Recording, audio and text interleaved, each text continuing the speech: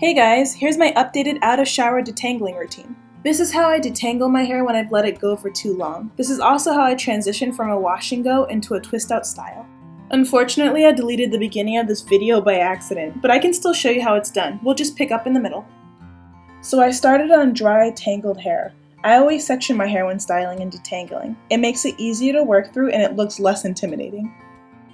Since my hair was dry, I sprayed it generously with water to loosen the tangles and then separated it into 5 sections. Here you can see the sections. I've got 2 on the right, top and bottom, 2 on the left, top and bottom, and 1 large section up front that includes the fronts of both the right and left side. So I finished my bottom left section, and I'll show you how I detangle the top left section next. As you can see, my hair is heavily clumped together. If I try and break apart these clumps without any product, I will definitely be asking for knots and breakage. So I start out by refreshing my section with water, making sure to get to the ends and inside to the root. Then I squeeze the section together to distribute the water evenly, making sure every strand is wet. After wetting the section, you'll start to see some shed hair come loose. Next, I take a small dollop of coconut oil and rub it through my hair from ends to root. The coconut oil acts as a lubricant and helps the shed hair glide out more easily.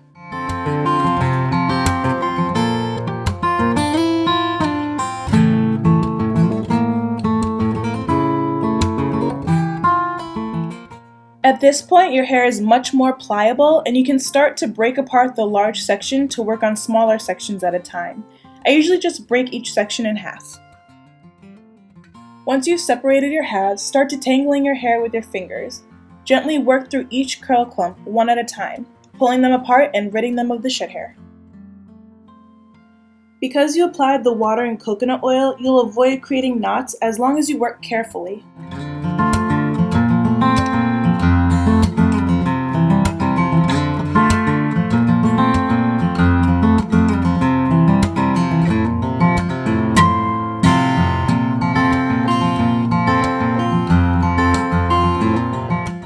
When you've separated all the clumps and curls, begin to rake your thumb through the section to find any other tangles. And be sure to remove any shed hair that comes free in the process. Okay, so now the hair should feel nice and detangled when you rake your thumb through it.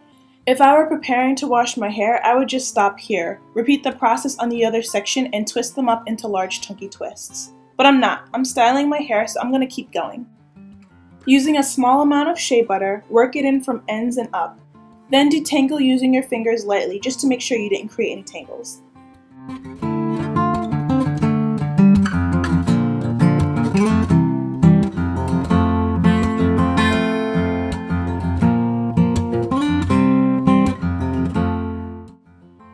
Grabbing the end of the section firmly between my thumb and pointer finger, I begin to pick out the ends of my hair with a wide-toothed comb to detangle, kind of like picking out an afro. Holding the ends firmly creates stability for my hair shaft as I'm picking out my ends, so they don't break under the pressure of the comb.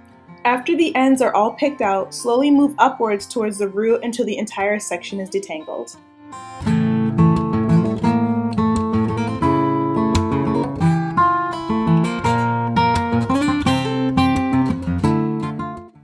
And make sure you comb from all angles, front, back, and side.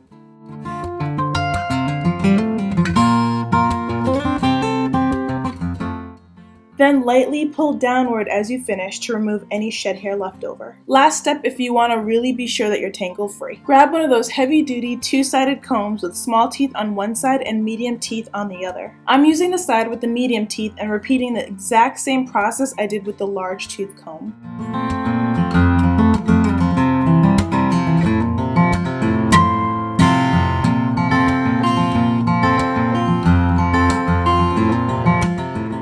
After you're done, just style however you please. I'm just respritzing my ends and creating medium-sized twists. I was gearing up for a weekend camping trip, so having twists was a definite must.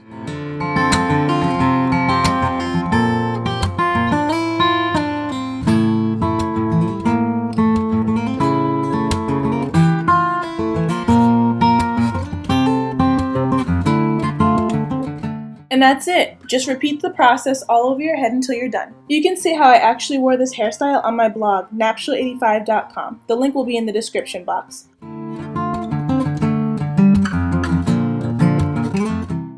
Oh, and this is all the shed hair I removed from my entire head. Not bad at all. I hope this helps, guys. Bye!